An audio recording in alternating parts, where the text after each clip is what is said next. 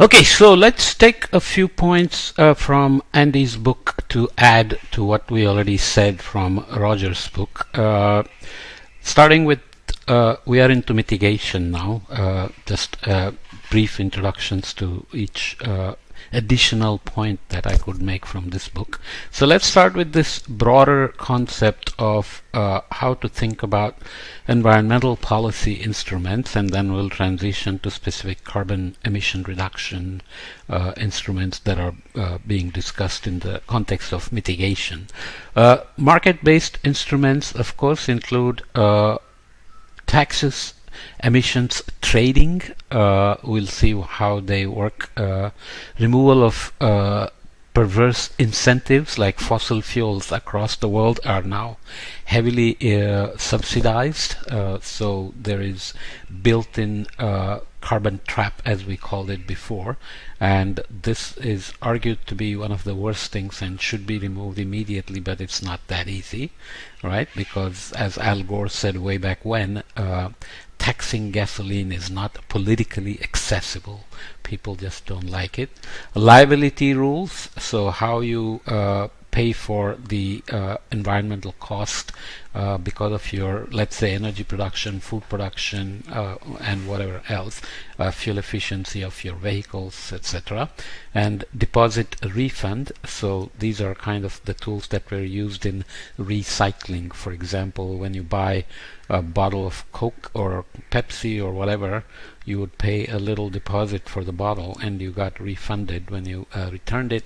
And even when people discarded them, there were people who were collecting them and selling them and so on, right? So these are kind of market-based instruments. There are non-market-based instruments here classified as command and control regulations. So either there can be tax that incentivizes reduction of carbon emission, or you can just prescribe that everybody has to reduce so many tons of their emissions. And we'll see a simple example where often the market forces act together to reduce the overall cost of emissions reduction under a tax plan versus a command and control plan. One has to be careful, of course, but the cost is typically passed on to the customers, so we have to always look at the total cost of reducing emissions. Reporting requirements, this is very common even under the nationally determined contributions. We have monitoring, reporting and verification process. Active green technology support, which is funding research, development, implementation, transition from research to production scale, and so on. Removal of green tech financial barriers, so whatever those can be, you can imagine many. Information and voluntary approaches, so there is a rush or there is a motivation to appear environmentally friendly now because consumers are demanding environmentally friendly things. Consumers like labels that say it's green, it's organic, and so on. So there is a certification process required, but there is these information and volunteer approaches as well. So coming to more specifically reducing emissions, we can look at two examples here. The next one is a nice schematic. Let's say there are two plants which have different marginal costs of reducing 1 ton of emission.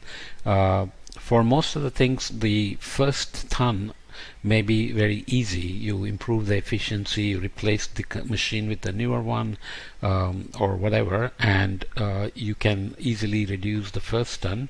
The marginal cost is because you already have some fixed emissions that cannot be removed completely at all. So you keep removing what is on top, just like the marginal cost we talked about for production and for personal cost.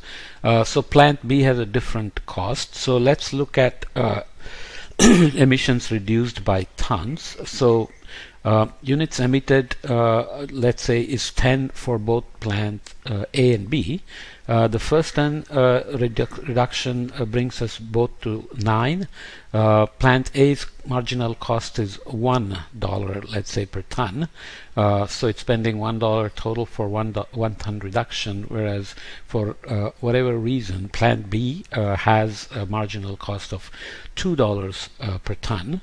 And you can then see that as the additional ton is being reduced, the marginal the carbon emissions are going down, and you are adding the cost up each time $1 per ton.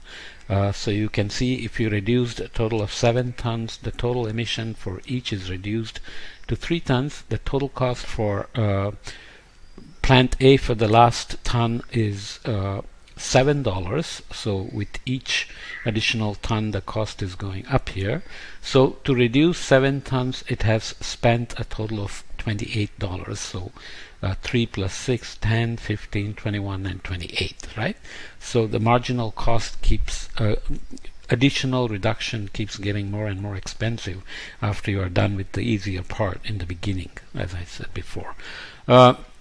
By the same token, plant B is going from $2 to 4 to 6, 8, 10, 12, 14 for a total cost of $56, right? So if the mandate is that the boat must reduce a total of 7 tons, no matter what the cost, then the cost that will be transferred to the customer in some form or the other will be 28 plus 56, which is $84. Okay, so is there another way to incentivize emission reductions which can cost the customer less than this total of 28 plus 56, assuming plant A and B are serving some need for a community that is both are very essential. Okay, so here is a way to look at it.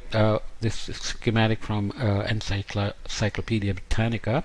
So under the so-called command and control, there is a legislative rule that 50-ton reduction is required at each plant. So here are the old emissions that are above 50 tons, and you have to get under 50 tons. Again, plant A, it can reduce its emission by 50 tons, and cost per ton reduced here is let's say $100. Let's not worry about marginal cost and so on. So it's going to spend $5,000 to get to obey the regulations set up by the government. For plant B, it costs $200 per ton, so it's going to expend $10,000 to accomplish the same goal. So both plants together have reduced 100 tons, and we have $15,000 of total cost. Whereas if you do it as cap and trade, a market-based tool, a 100-ton overall reduction is accomplished here still. So again, same thing, plant A and B, except now plant A, which is able to reduce per ton of its emissions at a cost of $100 per ton, is going to go beyond 50 tons and reduce 75 tons, because here the regulation said you need to reduce at least 50 tons, and both accomplish the minimum.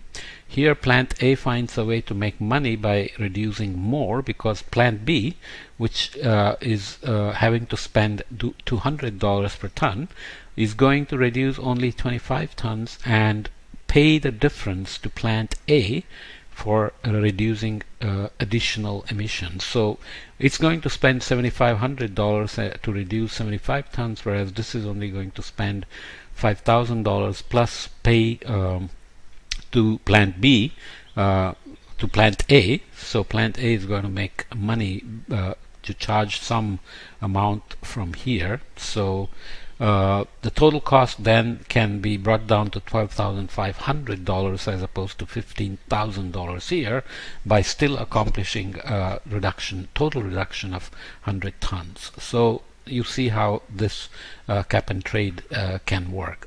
This is also done as emissions trading, which started without worrying about how much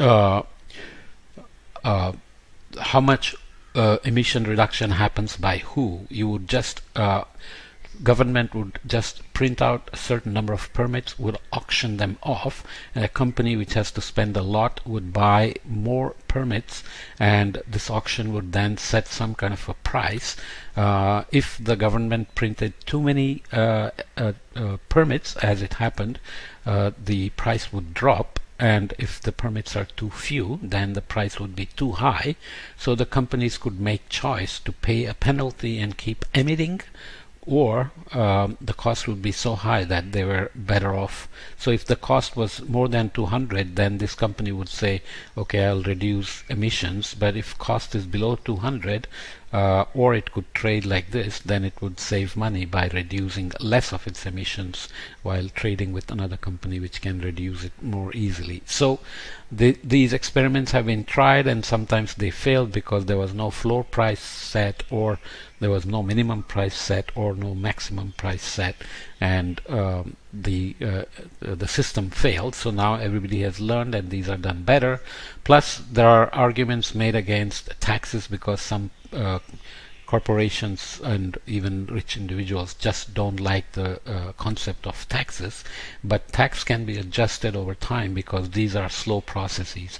Emissions reductions and the impacts on the environment, especially carbon dioxide and other longer living greenhouse gases, takes long. So those are the other way to look at the market-based and command and control kind of approaches to emissions reductions that we have talked about. The additional thing we discussed briefly is the so-called offsets. This title here from UNEP, United Nations Environmental Project, says carbon offsets are not our get-out-of-jail-free card, because you can fly and pay a little penalty to offset your carbon footprint by including tree planting or renewable energy projects, typically in developing countries. So investments in emission reduction projects in developing countries are done, and then certificates are obtained for payment of carbon offsets. So companies and governments can meet their emissions targets in this way, but of course this can be misused. Of course also the difficulty will be is and has been to verify additional carbon sequestration, because if somebody is planting a tree for you, if you didn't pay, what would have happened on that land? Would trees have grown anyways? Would carbon have been sequestered anyways? So you have to make sure that you are paying for additional sequestration of carbon. Additional here means what would have happened anyways. So just even measuring the additional amount taken up by the trees is a problem, and as we have mentioned several times, trees can burn up and release all that carbon in a second. And there is debates about mature forests, how much they continue to take up, and so on. So offsets will be a part of the solution, but require lots of monitoring, verification, and reporting for additional carbon sequestration accomplished by offsetting. So just like direct air capture, carbon tax, command and control will all be part of the overall solution for emissions reduction, other than the decarbonization that we were talking about, where incentives are given constantly for innovations to decarbonize the system, because emissions reduction takes us in the direction we have been in terms of multilateral agreements and so on, and meeting the targets hasn't been easy. So offsets will also be part of this portfolio, and again the targets of 2 degrees C warming by 2100 or 1.5 C are the ultimate goals. So the total emissions tracking has to focus on those. Now Germany is shutting off all its nuclear plants, for example. Is nuclear renewable? France says yes. Germany is not sure. There are safety concerns as well, and so on. So this is always going to be a tough challenge, but I will add one podcast here on climate policy and regulations, just in terms of how many countries have gone in this direction. As you may have read, Chile has rewritten its constitution to fight climate change. Especially, it's a huge reservoir of lithium. Mining for lithium causes all sorts of environmental degradations, as well as nickel. New Caledonia is hammered by nickel mining for Tesla.